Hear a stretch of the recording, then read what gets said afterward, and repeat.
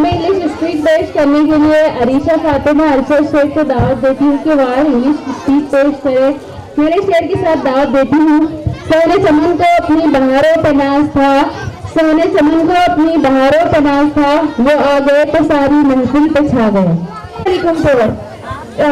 All the praise and appreciation is to Allah who has created this world. Allah says, we are living in a time of strife. Everywhere there is a cry of peace. No one likes to live in horror and fear. Everywhere there is an unpleasant life. After listening to this question sticks in our minds. What is peace? How we can achieve it? What are the religions which teaches peace and harmony? Dear readers, Islam is a structure of peace. So peace which teaches peace and harmony. As Prophet Muhammad said, a Muslim loves to others and loved by others.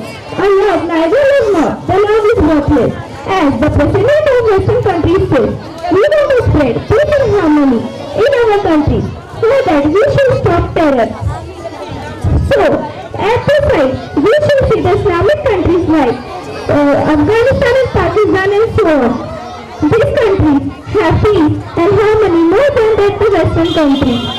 We, at the say of other side justice, but Islam is the only country of peace and harmony.